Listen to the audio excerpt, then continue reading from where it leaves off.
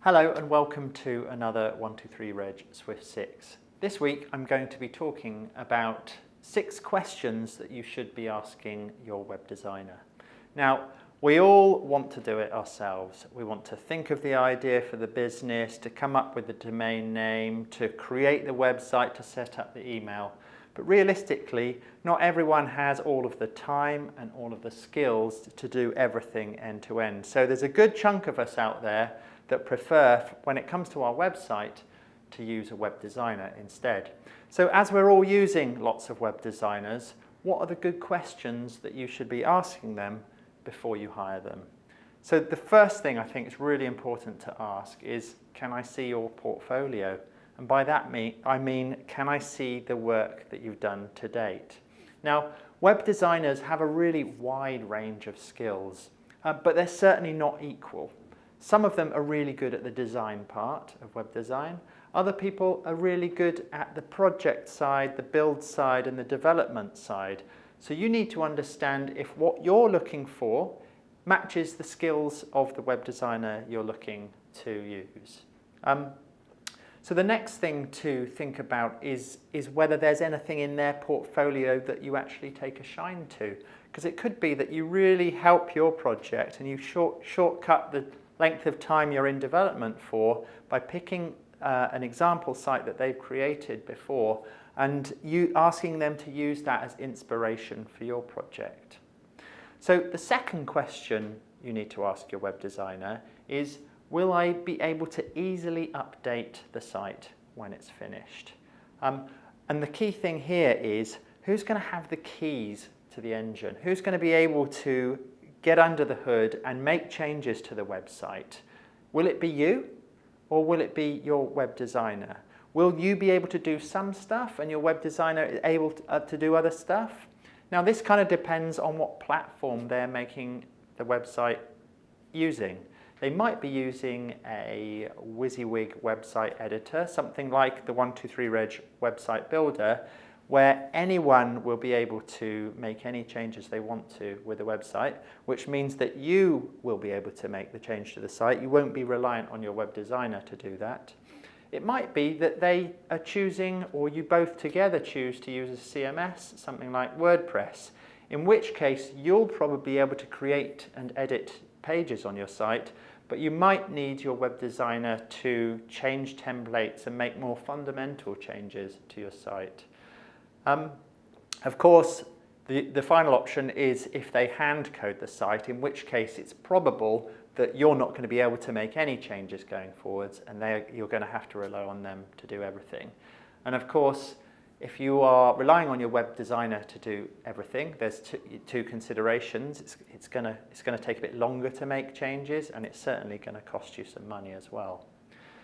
So the third thing that you should be able to ask your web designer is, will you provide me the source files once the project is underway or once the project has finished? You need to know if you have the option to take those source files, the actual work that your web designer is creating, and potentially give it to someone else in order to complete the task if the project goes wrong at any point, or if you just decide at a certain point in time to use someone else to create your website. So you need to know, can I get the source files for my website? And the answer really should be yes. So the fourth question to ask them is, will I be the registered owner of my website? Now, lots of web designers, certainly historically more so and less at the moment, but lots of web designers would register the domains for the websites that they're working on, even if it was a client site rather than their own. And that doesn't mean to say that they had any intentions beneath that. It might have just been something that was convenient for them to do at the time. Perhaps they couldn't get hold of their client in order to get all of the details necessary for the registration, or the details they had were incorrect, so they just decided to register the domain in their own name. And that's fine if it works well at the time, of course, but if the relationship starts to sour at any point, that client is going to want to have their website back, and they're going to want to be recognized as the official owner of that website. So it's important that you make sure if your web designer is buying your domain on behalf of you, that the domain is registered to you, that you are the legal owner and registrant of that domain. Then finally, that gives you the option to transfer that domain away from your web designer into perhaps another web host where you have full control of how it's being used. So the fifth question to ask your web designer is, can I see the drafts of the website before you actually finalize the site and that you make it live? Now, it's really important to understand that you need to review your site before it goes live, and you need to do this really, really thoroughly. You need to almost try to break it, to find something that doesn't work with it. Rigorously check the copy, rigorously check the links, rigorously check that all the images work in the place that they do. Because once something is published on the internet, there's a record of it there forever.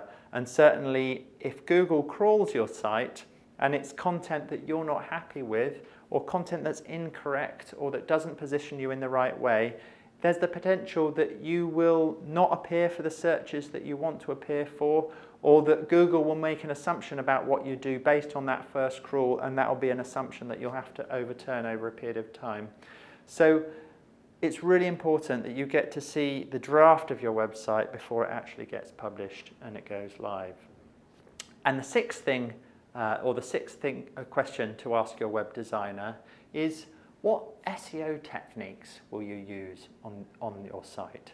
So it's often the case that web designers, because SEO is a somewhat technical area, that web designers will say to their clients, don't worry, I will handle the SEO.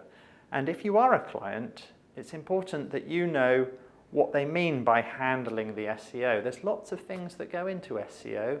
There's how crawlable is the website, how easy is it to navigate from link to link, how well can Google understand it, are the pages really obvious about the topic that they're on.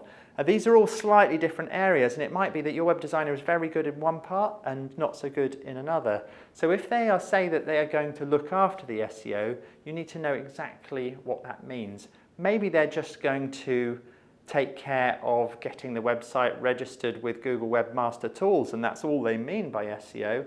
Maybe they say they're going to review your copy and make sure that it has the right keyword density. These are kind of vastly different tasks. So it's important that you understand what they mean by handling the SEO. Okay, that was the 123reg Swift 6 questions to ask your web designer before you hire them. I'll see you next time.